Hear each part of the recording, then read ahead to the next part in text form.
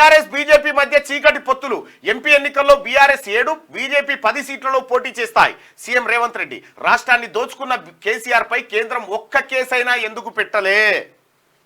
CBI, ED, IT అన్ని దగ్గరే ఉన్నా ఇన్నాళ్ళు ఎందుకు స్పందించలే? దోపిడీలో వాటా కోసం తప్ప చర్యలు తీసుకోవాలన్న ఆలోచన బీజేపీకి లేదు. త్వరలో judicial ఎంక్వైరీని KCR and family ఎదుర్కోవాల్సిందే.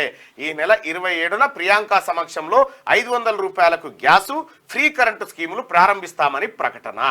BRS BJP మధ్య చీకటి పొత్తులు ఉన్నాయని త్వరలోనే బయట పెడతామని సీఎం రేవంత్ రెడ్డి అన్నారు.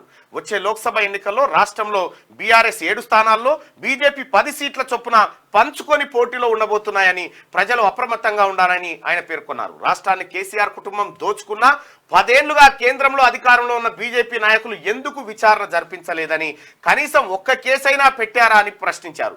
మేడారం మహాజాతరకు శుక్రవారం సీఎం రేవంత్ హాజరయ్యారు.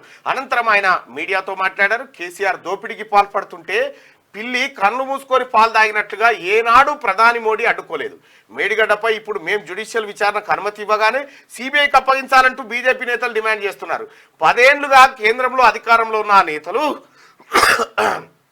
కేసీఆర్, కేటీఆర్ చేసిన దోపిడీ అక్రమాలపై ఒక్క కేసైనా పెట్టినరా అని వీళ్ళు పెట్టరు. ఎందుకంటే మీరు చూడండి, తెలంగాణ రాష్ట్రంలో కేసీఆర్ చేసిన దాంట్లో మిషన్ కాకతీయ గోల్మాలే, మిషన్ భగీరథ గోల్మాలే, విద్యుత్ కొనుగోలు గోల్మాలే, ఆ తర్వాత గొర్రెల స్కీము గోల్మాలే, భూముల ధరణి గోల్మాలే.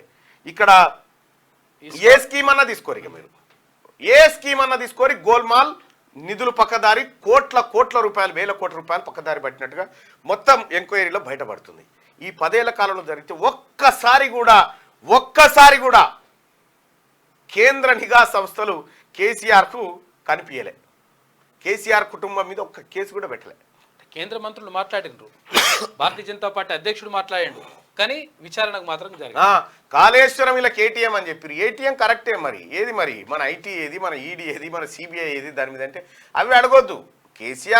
కేసీఆర్ నాకు అనిపిస్తా ఉంది, ఇప్పుడు కేసీఆర్ వసూలు చేసి అలా వాటా వంచినట్టు అనిపిస్తా ఉంది.